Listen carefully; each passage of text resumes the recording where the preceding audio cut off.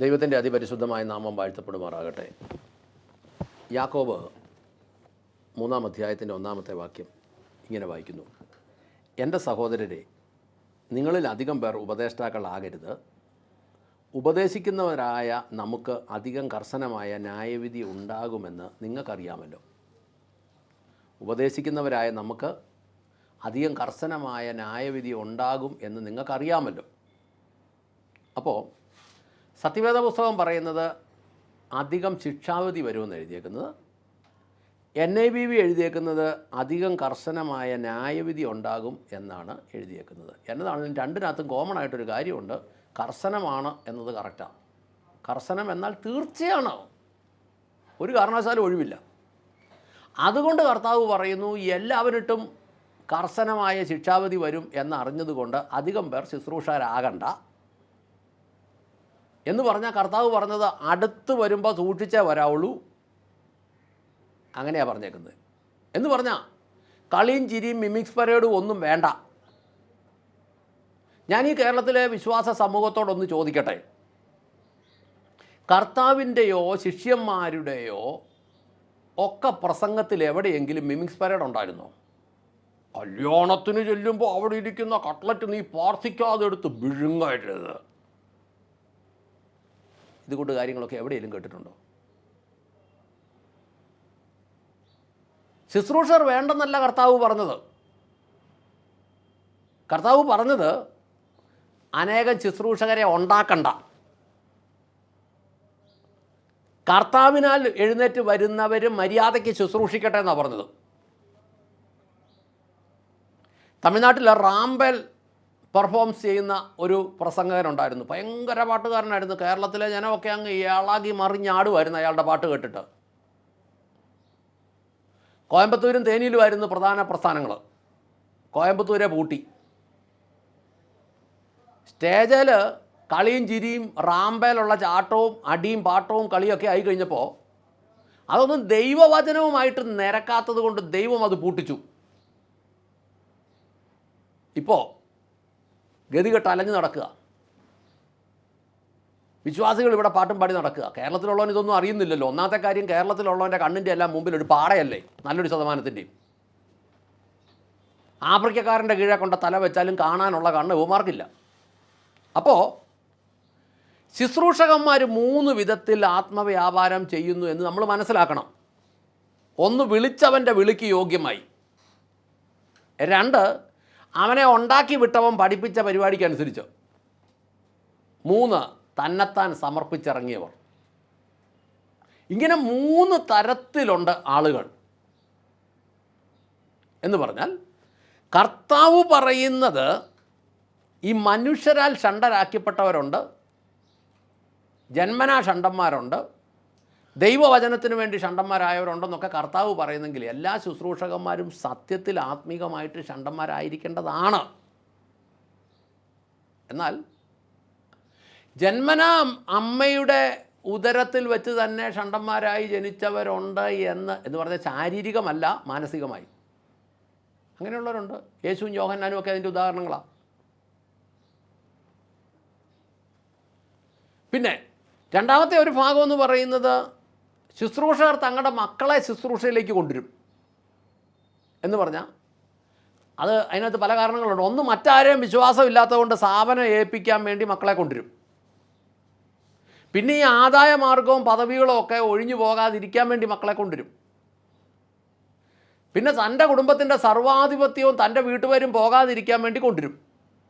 ഇതൊക്കെ മനുഷ്യരാൽ ഉണ്ടാക്കുന്ന ശുശ്രൂഷകരാണ്. അപ്പോൾ ഒരു ഉദാഹരണം പറഞ്ഞാൽ, പാസ്റ്റർ മരിച്ചതിന് ശേഷം ഈ മകനെ കയറ്റി വെക്കും. അങ്ങനെ കയറ്റി വെച്ച ഒരു മകൻ ഈയിടെ കോട്ടയത്ത് വന്ന് വെടലത്തരം വിളിച്ച് പറഞ്ഞത്, മരിച്ചില്ല, മരിക്കുന്നതിന് മുമ്പ് കയറ്റി വെച്ചു. അവിടെ ആത്മീക മക്കൾ കൊള്ളാവുന്നവരില്ലാഞ്ഞിട്ടൊന്നുമല്ല.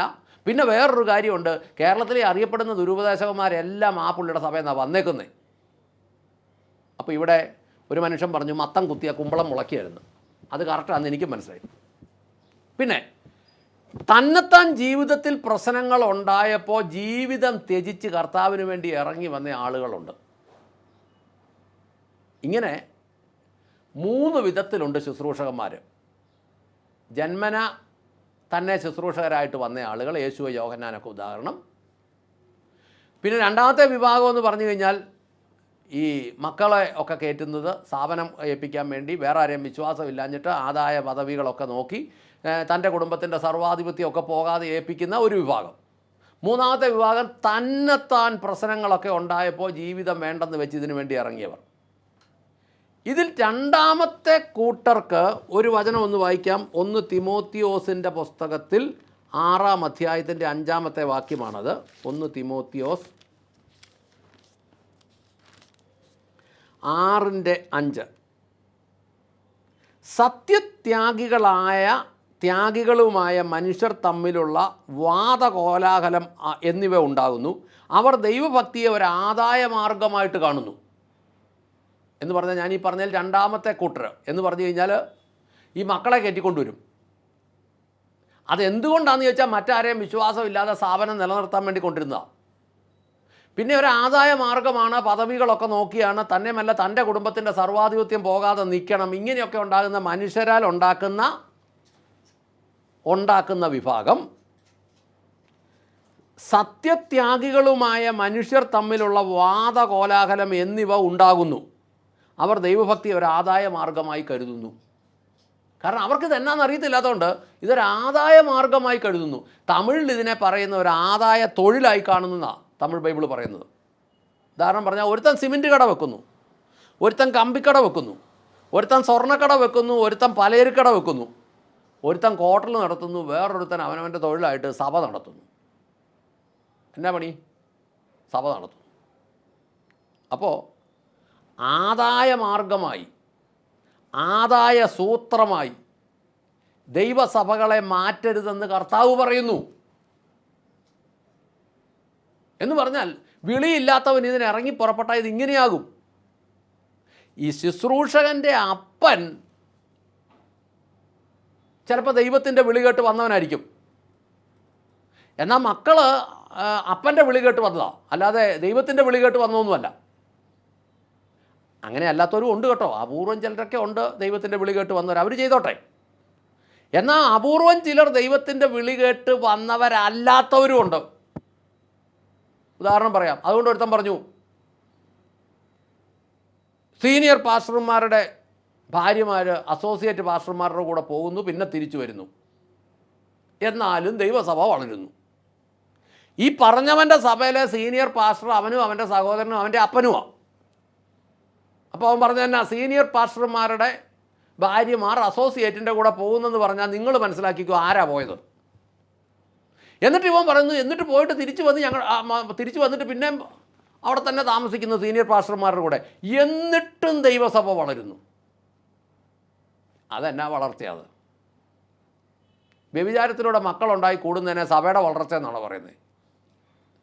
അപ്പോൾ ഇതൊക്കെ എന്നതാ സഭയെന്ന് പോലും അറിയാൻ മേലാത്ത മക്കൾ ഇതിൻ്റെ തലപ്പത്തോട്ട് വന്നു എന്നുള്ളതാണ് ഇപ്പോഴത്തെ ഒരു സത്യം. പിന്നെ എന്നാന്ന് ചോദിച്ചാൽ, ഈ കള്ളനൊക്കെ വെളിപ്പെടണമെങ്കിൽ ഇവനെല്ലാം കേരളത്തിൽ വരണമായിരുന്നു. അതുകൊണ്ട് കേരളത്തിലോട്ട് വന്ന് വെളിപ്പെട്ടു. അപ്പോൾ നമ്മൾ എന്താ മനസ്സിലാക്കണം? ഈ ദൈവസഭയ്ക്കകത്ത് ഈ 2-3 സൈസിൽ ഒന്നെങ്കിൽ കർത്താവിനെ പോലെ ജന്മനാ ശുശ്രൂഷയ്ക്കായി സമർപ്പിക്കപ്പെട്ട് വന്നവരായിരിക്കണം, അല്ലെങ്കിൽ ലോകജീവിതത്തിലെ പ്രശ്നങ്ങളൊക്കെ ഉണ്ടായിട്ട് ജീവിതം ത്യജിച്ച് ഇറങ്ങി വന്നവരായിരിക്കണം. ഇവർ 2 പേരെ കൊണ്ടേ നമ്മൾ നോക്ക്.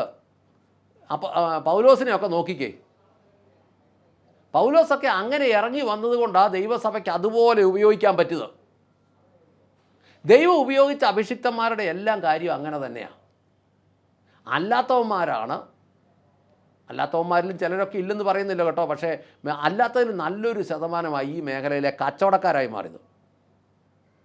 അപ്പോൾ നമ്മൾ പറയുമോ, നമ്മളിതൊന്നും പറയരുത് കേട്ടോ എന്ന്. പക്ഷേ ആക്ഷേപം ഉണ്ടേ പറയണം. ദൈവത്തിൻ്റെ വചനത്തിൽ ആക്ഷേപം ഉണ്ടേ പറഞ്ഞ ചരിത്രമുള്ളൂ.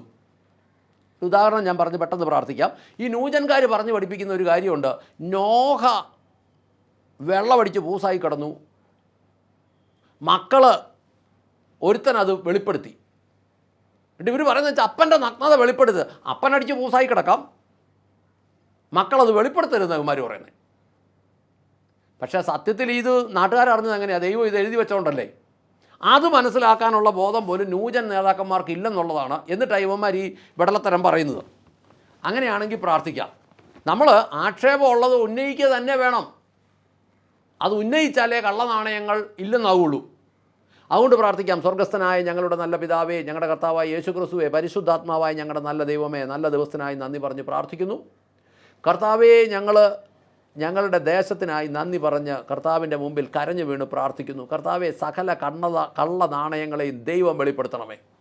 എല്ലാം അങ്ങയുടെ മുമ്പിൽ നഗ്നവും മലർന്നതുമായി കിടക്കുന്നല്ലോ. കർത്താവെ, ഉപദേശങ്ങൾ ദൈവവചനത്തിനും ദൈവത്തിൻ്റെ ഉപദേശത്തിനും വിരുദ്ധമായിട്ടുള്ളതാണെങ്കിൽ അതിനെയെല്ലാം പൊളിക്കുന്ന ദൈവത്തിൻ്റെ ഒരു വലിയ കൃപയും കരുണയും കരുതലും ഇറങ്ങണമേ എന്ന് പ്രാർത്ഥിക്കുന്നു. കർത്താവിൻ്റെ സന്നിധിയിലേക്ക് സകലതും പരമേൽപ്പിക്കുന്നു. പരിശുദ്ധാത്മാവായ ദൈവമേ, ഒരു സമൂല ശുദ്ധീകരണം ഈ ദേശത്ത് ആവശ്യമാണ് എന്ന് ഞങ്ങൾ അങ്ങയുടെ സന്നിധിയിൽ ഏറ്റുപറയുന്നു. സകല കള്ളന്മാരെയും പൊളിക്കണമേ എന്ന് പ്രാർത്ഥിക്കുന്നു. അങ്ങ് പ്രാർത്ഥന കേട്ട് അനുഗ്രഹിച്ച കൃപയ്ക്ക് നന്ദി. യേശു ക്രിസ്തുവിൻ്റെ ധന്യമുള്ള നാമത്തിൽ തന്നെ. ആമേൻ, ആമേൻ, ആമേൻ.